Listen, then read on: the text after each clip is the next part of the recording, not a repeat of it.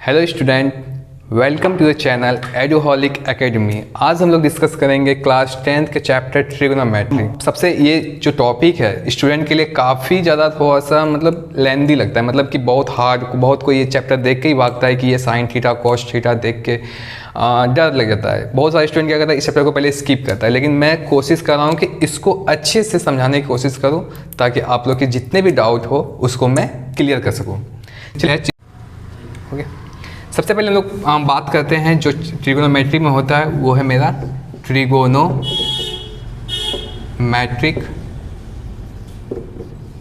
Ratio के बारे में पढ़ेंगे। अब ये ट्रिगोनोमेट्रिक रेशियो होता क्या है, सिंपल सा ये मतलब है कि आपको साइड और एंगल के बीच का रिलेशन बताना है कि रिलेशन बिटवीन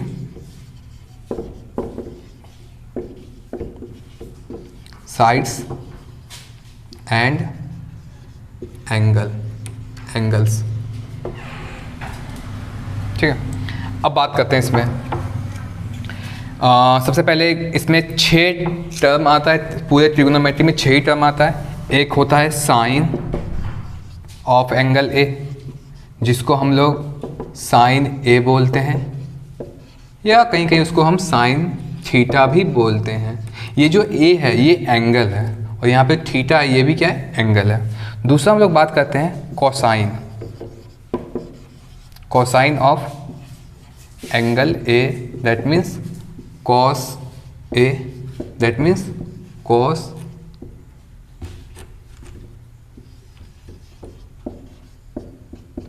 कॉस थीटा। उसके बाद तीसरा जो हम लोग पढ़ने वाले हैं वो होता है tangent of angle A, that means tan A, या तो इसको हम टेन थीटा भी बोल सकते हैं। चौथा जो होता है cotangent of angle A equal to cot theta बोल सकते हैं, या तो कॉट ए भी बोल सकते हैं, इसमें कोई प्रॉब्लम नहीं है। चौथा हो गया। पांचवा होता है मेरा second of angle A, that means sec A, या तो इसको हम सेक थीटा भी बोल सकते हैं। लास्ट जो मेरा but not the least 6 number cosecant of angle ए, जिसको हम कोसेक ए या कोसेक थीटा बोलेंगे। पूरे ट्रिगोनोमेट्रिक में बस यही 6 चीज़ का यूज़ किया जाएगा। पहला cosine, that means sine, cos, tan, cot, sec, cosec, ये 6 चीज़ का यूज़ किया जाएगा। चाहे तो आप इसको स्क्रीनशॉट ले सकते हैं। अब बात करते हैं आगे कि रिलेशन जो बोले, हेडिंग जो देते हैं कि relation between side and angle. पहला जो मेरा था साइन ए, इसका होता है P/H। P/H means perpendicular by hypotenuse.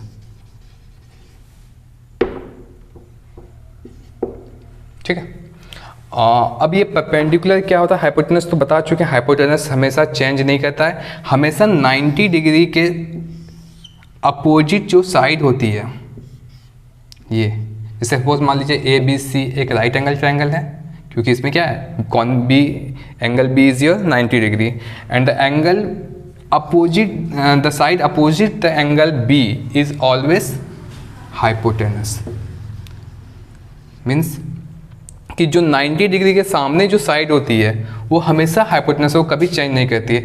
अब डिपेंड ये करता है कि यहाँ पे एंगल कौन सा हम यूज़ कर रहे हैं। सपोज मान लीजिए हम यहाँ पे एंगल ए का बात कर रहे हैं, तो एंगल ए कहाँ पे, ये वाला एंगल हुआ, तो इसके सामने जो साइड होगी, सामने दैट मीन्स अपोजिट, ये दोनों क्या है, एडजेसेंट साइड है, और अपोजिट साइड कौन होगा, ये। दैट मीन्स जो एंगल ये साइड देखिए, ये एंगल जो बना हुआ है किस साइड से बना हुआ है, ये साइड और ये साइड क्या है, कनेक्टेड है। तो इसके अपोजिट कौन साइड हो गया, ये वाला। तो इस केस में ये क्या होगा, परपेंडिकुलर होगा। और रिमेनिंग एक साइड बच गया, और इस केस में क्या होगा, ये बेस होगा। सेकेंड एग्जाम्पल ले लेते हैं। फॉर एग्जाम्पल अब मान लीजिए हम सी के लिए बात करेंगे, एंगल सी के लिए बात करते हैं। जब एंगल सी लिया जाएगा उस केस में क्या होगा, एंगल सी के अपोजिट साइड कौन होगा। तो कुछ नहीं करना है, बस एक स्ट्रेट लाइन इसके सामने खींचना है। जहाँ पे स्ट्रेट लाइन जाएगी दैट मीन्स ये साइड उस केस में क्या होगा, एंगल सी के लिए परपेंडिकुलर होगा, और ये तब क्या हो जाएगा, बेस। बस माइंड में आपको ये बात याद रखना है कि एंगल चेंज करने पे परपेंडिकुलर और बेस चेंज करता है, हाइपोटेनस हमेशा वही रहता है, इस पे कोई इफेक्ट नहीं पड़ता है। जब एंगल ए लेंगे उस केस में इसके अपोजिट साइड कौन है, BC है, वो BC क्या होगा, परपेंडिकुलर होगा। जब एंगल C लेंगे, एंगल C के अपोजिट साइड कौन है, परपेंडिकुलर है, और सॉरी AB है, ये मेरा परपेंडिकुलर होगा। एंगल चेंज होने पे बेस और परपेंडिकुलर चेंज करता है, हाइपोटेनस चेंज नहीं करता है। और एक एग्जांपल के थ्रू समझाते हैं। सपोज मान लीजिए इस बार ट्रायंगल ऐसे दिया हुआ रहेगा, और इस बार इसका नेमिंग जो किया जाएगा वो एंगल इसको P बोल दिया जाएगा, इसको Q बोल दिया जाएगा, इसको R बोल दिया जाएगा। एंगल Q जो मेरा है वो 90 डिग्री है। अब यहाँ पे बात होगी एंगल P की। एंगल P के अपोजिट साइड कौन है, तो कुछ नहीं करना, ये साइड और ये साइड क्या है, इस एंगल से कनेक्टेड है, दैट मीन्स एडजेसेंट साइड है।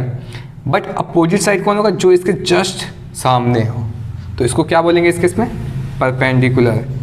एंगल किसको, एंगल के लिए, एंगल P के लिए। बट अगर हम एंगल R को लेंगे तो एंगल R के लिए देखिए, ये साइड और ये साइड दैट मीन्स RP और RQ क्या होगा, इसका एडजेसेंट साइड होगा। तो इसके अपोजिट साइड कौन होगा, ये वाला होगा, दैट मीन्स PQ। उस केस में एंगल R के लिए PQ परपेंडिकुलर होगा, और एंगल P के लिए RQ परपेंडिकुलर होगा। एंगल चेंज होने पे परपेंडिकुलर चेंज होता है, तो ऑटोमेटिक जो रिमेनिंग बच गया, जैसे इस एंगल के लिए इसके सामने कौन है, ये है, तो ये परपेंडिकुलर होगा, और ये जो बच गया ये बेस होगा, और ये ऑलवेज हाइपोटेनस ही रहता है। ठीक है, क्लियर। चलिए दूसरे फॉर्मूले की चलते हैं। साइन ए बराबर परपेंडिकुलर बाय हाइपोटेनस हो गया। दूसरा cos A, cos A is equal to होता है B/H। B मतलब बेस बाय हाइपोटेनस। तीसरा होता है tan थीटा, जिसको tan A भी बोल सकते हैं, इसमें कोई प्रॉब्लम नहीं है। ये होता है P/B, that means perpendicular by base. बस ये तीन ही फॉर्मूला आपको याद करना है, इसके अकॉर्डिंग सारा क्लियर हो जाएगा। Sign A P/H, cos A B/H, tan A P/B। अब बात करते हैं इसके आगे। अब ये कुछ जानना है ये बात, एक चीज़ आप देखिएगा यहाँ पे। फॉर एग्ज़ाम्पल हम क्या कहते हैं, साइन ए का वैल्यू कितना है, P/H। कॉस ए का वैल्यू कितना है, B/H। तो हम साइन ए बाई कॉस ए करते हैं तो क्या आता है देखते हैं, जरा सा एक्सपेरिमेंट करते हैं। साइन का वैल्यू P/H, कॉस का वैल्यू B/H। जब आपको पता ही होगा कि जब ये फॉर्मेट बन जाएगा x/y मैन ब्रैकेट A/B, तब क्या करना होता है, x/y, ये डिवाइड का जो सिंबल है इसको मल्टीप्लाई में चेंज करते हैं, और नीचे वाला जो फ्रैक्शन है वो बदल जाता है, दैट मीन्स B चल जाएगा ऊपर और A रह जाएगा नीचे, दैट मीन्स ये ऐसे होता है। तो यहाँ पे भी मैं ऐसा कर सकता हूँ कि ऊपर वाले को एक बार लिखना है, ये डिवाइड का सिंबल को मल्टीप्लाई में चेंज करना है, और h/b, दैट मीन्स यहाँ से आप देखेंगे कि h कैंसिल आउट हो गया, तो बच क्या गया, P/B। अच्छा अभी नोटिस कीजिएगा, P/B किसी का होता है इसमें क्या, हाँ देखिए टेन ए का है कि नहीं, पी बाई बी, तो हम यहाँ पे बोल सकते हैं इसको टेन ए। तो फाइनली हम क्या बोल सकते हैं यहाँ पे कि tan A is equal to sine A by cos A. Clear, tan A is equal to sine A by cos A. ये एक फॉर्मूला होता है, बहुत इंपॉर्टेंट फॉर्मूला होता है। इसका यूज़ पूरे ट्रिग्नोमेट्री में किया जाता है। जैसे कि आप एक्सरसाइज 8.1, 8.2, 8.3 हर जगह ये फॉर्मूला का यूज़ किया जाएगा कि sine A by cos A is equal to tan A. Clear, ये इंपॉर्टेंट फॉर्मूला है, हाईलाइटेड कर सकते हैं इसको। क्लियर, अब नेक्स्ट बात करते हैं। जैसे अभी हम बोलें कि चलिए साइन ए का पी बाई एच, कॉस ए का बी बाई एच, टेन ए का पी बाई बी मैं क्लियर कर चुका हूँ। उसके बाद जो आता है कॉट ए, तो कॉट ए का फॉर्मूला बस आपको इतना सा देना कि कॉट ए और टेन ए दोनों एक दूसरे का रेसिप्रोकल होता है। रेसिप्रोकल मतलब 1/10 ए बोल सकते हैं। ठीक है, अब क्या कर सकते हैं, 1 के जगह 1 रहेगा। 10 का भी हम जस्ट वैल्यू याद करते हैं, इसको साइड में लिख देते हैं कि sine A is equal to P by H, cos A is equal to B by H और tan A is equal to P by B. अभी हम जस्ट टेन ए का फॉर्मूला पढ़ें, पी बाई बी, ये मेरा मेन ब्रैकेट में ये वाला है, इसके नीचे पी बाई बी। तो क्या करना है, कुछ नहीं करना है, मेन ब्रैकेट मेरा ये वाला है, 1 ऐसे रहेगा, मल्टीप्लाई में चेंज करेंगे, नीचे वाला जो भी फ्रैक्शन है वो क्या होता है, चेंज होता है। मतलब इसका जो डिनोमिनेटर है वो न्यूमरेटर बन जाएगा और इसका जो न्यूमरेटर है नीचे वाले फ्रैक्शन का वो डिनोमिनेटर बन जाएगा। दैट मीन्स ये फाइनली क्या आ गया, बी बाई पी। तो ये मेरा फॉर्मूला बन गया कॉट ए का B by P. Clear, next उसके बाद बात करते हैं, 10 हो गया।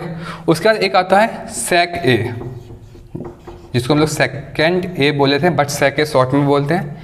ये होता है 1 by cos A. That means cos A और सेक ए दोनों एक दूसरे का रेसिप्रोकल होता है। मतलब sec A is equal to 1 by cos A, cos A is equal to 1 by sec A बोल सकते हैं। अच्छा, हम ये फॉर्मूला बना रहे हैं तो सेक ए का क्या बोल सकते हैं, 1 रहेगा। कॉस ए का जस्ट अभी हम बोलें बी बाई एच, तो यहाँ पे हम बी बाई एच सिंपली लिख देंगे। फिर वही बात कहानी शुरू हो गई, ये मैन ब्रैकेट रहा, 1 रहेगा, नीचे फ्रैक्शन है, इसको चेंज करेंगे, मल्टीप्लाई में चेंज करेंगे डिवाइड को, तो क्या हो जाएगा, इंटरचेंज हो जाएगा, डिनोमिनेटर न्यूमरेटर बन जाएगा और न्यूमरेटर डिनोमिनेटर बन जाएगा। तो ये क्या बन गया, एच बाई बी। लास्ट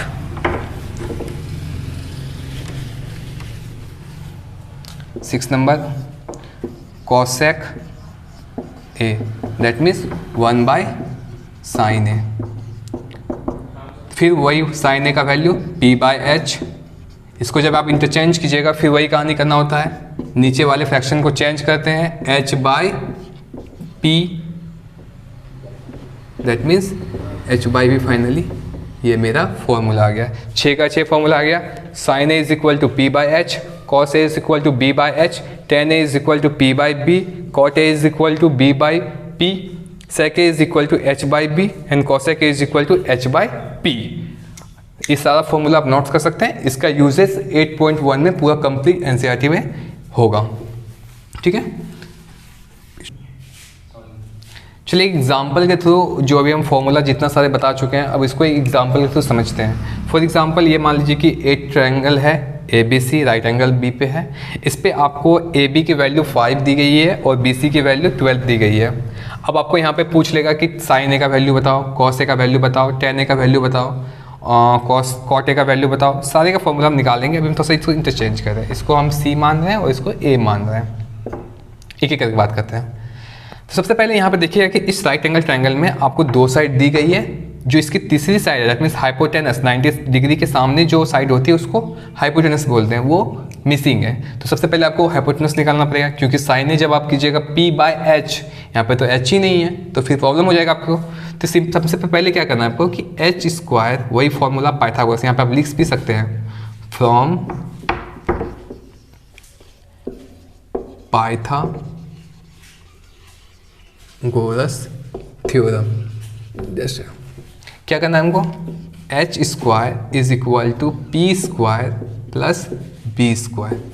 यहाँ पे देखिए एच आपको फाइंड ही करना था, एच ही रहेगा, पी मेरा यहाँ पे कुछ भी मान सकते हैं, अभी हम कंफर्म नहीं बोल रहे हैं कि किस एंगल को मानना है, बस दोनों या तो पी अभी इसको मानिए, बी मानिए, कोई फर्क इससे नहीं पड़ेगा।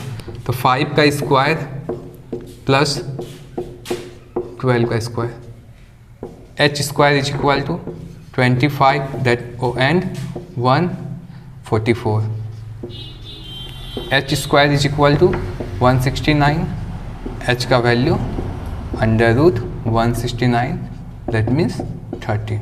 अब एच का वैल्यू में क्या आ गया, 13 आ गया। बस इतना करने के बाद अब आपको जो भी पूछे आराम से आप उसको फॉर्मूला के पुट करके सॉल्व कर सकते हैं।